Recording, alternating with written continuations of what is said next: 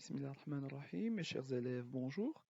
Dans cette présentation qui vise à illustrer la relation gène-protéine-caractère par le cas de l'albinisme. Tout d'abord, observons ces images. Plusieurs animaux montrent une coloration différente de leur père. Ainsi, on trouve qu'ils ont une couleur blanche alors que les autres animaux de même espèce ont différentes colorations. C'est l'albinisme. Chez l'homme aussi, on observe chez toutes les ethnies cet état où la peau est blanche. Cet albinisme affecte aussi la coloration des cheveux et des yeux. Donc la question, qu'est-ce que l'albinisme? En effet, l'albinisme est une maladie génétique qui affecte la production de la mélanine. La mélanine, c'est quoi?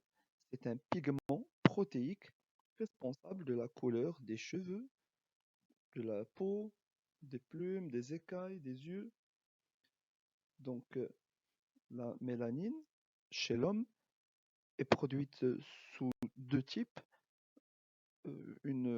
Un pigment brun foncé et un pigment jaune rougeâtre. Leurs différentes proportions expliquent la nuance des colorations qu'on trouve chez les humains. À quoi ça sert cette mélanine? Donc, c'est une matière qui va être produite par des cellules spécialisées et qui va être transférée vers les autres cellules voisines. Une fois dans la cellule, la mélanine vient entourer le noyau pour protéger des rayons UV solaires. Donc les rayons UV sont chargés d'énergie qui peut affecter l'ADN de nos noyaux cellulaires, surtout au niveau de la peau, des yeux, des cheveux, tous les endroits qui sont en contact direct avec le soleil. Donc, cette mélanine va venir entourer le noyau pour protéger l'ADN de ces rayons UV. Toutefois, l'albinisme touche les humains et les animaux qu'on a vus, et sa fréquence chez les humains est de 1 sur 20 000. Donc, un individu par 20 000 est atteint d'albinisme. On va essayer d'expliquer la raison de cette Comment est produite d'abord la mélanine? La mélanine est produite par des cellules qu'on appelle mélanocytes. Donc ces cellules-là se trouvent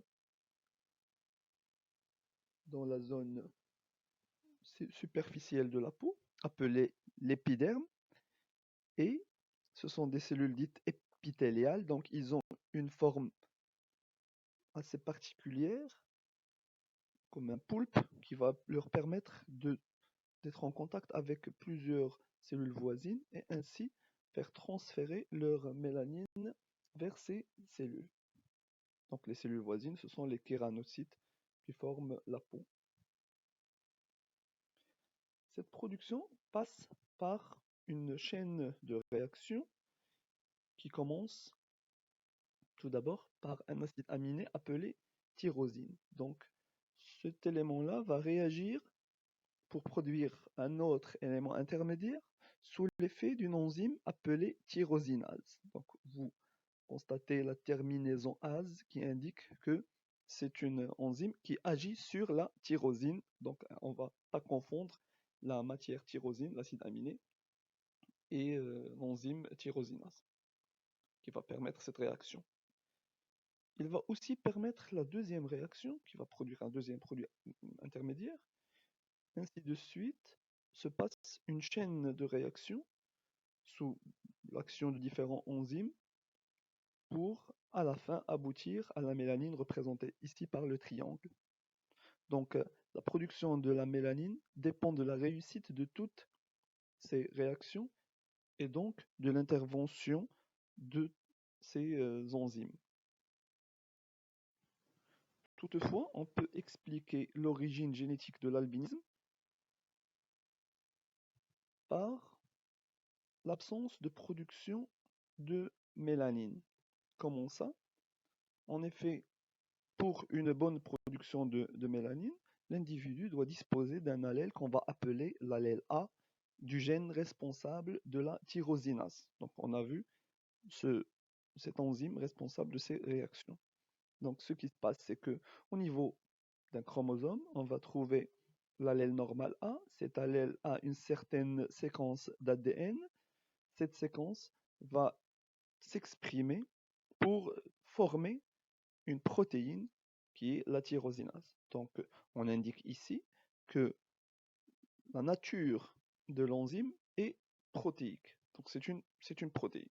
Les protéines vont jouer plusieurs rôles dans le corps. Parmi ces rôles, le fait d'être des enzymes. Donc, la tyrosinase va être formée. Les réactions qu'on a vues avant vont se passer et ainsi la synthèse de mélanine sera possible. Les cellules seront pigmentées, donc ils auront une coloration normale. Cependant, chez certains individus, on peut trouver un allèle non fonctionnel, petit a, donc c'est un allèle muté. Donc il agit différemment de l'allèle normal. Ainsi, la séquence ici de l'ADN de l'allèle petit a, représentée en rouge pour la différencier de la séquence normale. Donc on va voir qu'est-ce qui a changé entre les deux allèles. L'important ici, c'est de noter que la présence de cet allèle petit a va s'exprimer pour donner une tyrosinase, mais qui sera non fonctionnelle, donc qui ne va pas permettre la réalisation des réactions chimiques qui vont produire la mélanine. Donc la non-production de la mélanine va provoquer l'absence de coloration dans les cellules et l'individu sera albinos. Pour expliquer l'origine génétique de l'albinisme, on va observer une comparaison entre la séquence d'ADN chez un individu normal et un individu atteint d'albinisme. Ainsi, vous pouvez voir ici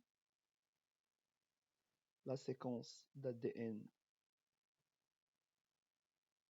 d'un brin chez un individu normal et comparer cette zone avec la séquence d'ADN chez un albinos. Bien sûr, aisément, vous observez une ressemblance totale entre les bases azotées, sauf au niveau d'un nucléotide où la base azotée C est remplacée par T. Donc, c'est une mutation par substitution. Cependant, cette mutation va avoir une conséquence importante sur ce qu'on voit ici, la chaîne protéique. Donc la protéine est formée d'un ensemble d'acides aminés, ici représentés par les 3 premières lettres de leur nom, ainsi de suite. Et vous observez qu'il y a une ressemblance totale jusqu'à ce valine, val, où on va avoir pour l'expression de l'allèle muté, l'arrêt de la formation de la protéine. Donc, la tyrosinase mutée va être beaucoup plus courte que la tyrosinase normale qui, vous voyez ici, se prolonge par plusieurs autres autres acides aminés. On a compris ainsi que la mutation par substitution au niveau de l'allèle responsable de la formation de la tyrosinase va produire une tyrosinase non fonctionnelle et ainsi va empêcher la formation de la mélanine.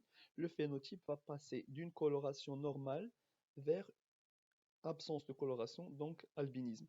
Mais heureusement, tous les individus disposant d'un allèle petit a ne sont pas forcément albinos. On va voir ici pourquoi. Eh bien, parce que ces individus sont des diploïdes. Donc, ils vont hériter pour chaque gène deux copies. Ça veut dire deux allèles qui peuvent être semblables ou différents. Mais l'important, c'est que chaque individu dispose de deux allèles. L'un de la mère et l'autre du père, donc du côté maternel et paternel. Donc on illustre ça par ce schéma. Donc si le père ici a par exemple un allèle A, ben, il va l'avoir en deux copies puisqu'il a deux chromosomes homologues. Le spermatozoïde va être formé de l'un d'eux puisque vous savez que les gamètes sont formés suite à la méiose qui va faire passer la formule chromosomique de 2N vers N. Donc on va garder un seul des chromosomes. Ici, la maman, elle peut avoir aussi un grand A, mais dans le chromosome homologue, elle peut avoir un allèle petit a, qu'elle peut par malchance faire passer dans son ovule. Son enfant va ainsi hériter d'abord du père un allèle grand A, ici, et de sa maman l'allèle petit a.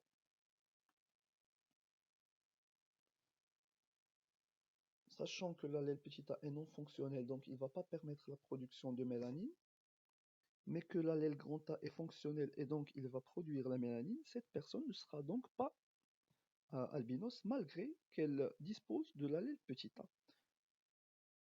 Pour comprendre mieux cette transmission allélique, on va étudier cet arbre généalogique. Donc l'arbre généalogique est une représentation d'une famille. Les les hommes sont représentés par des carrés, alors que les femmes sont représentés avec des cercles. Les individus malades, ici albinos, sont représentés en noir.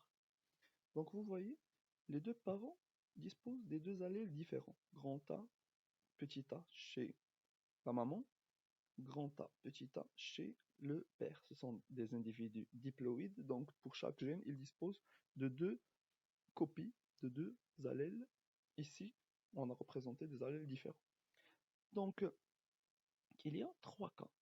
D'abord, si le descendant hérite de ce grand A chez le père et de grand A chez la mère.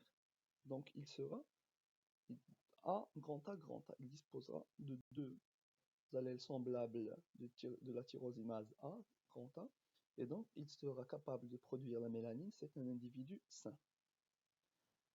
Par contre,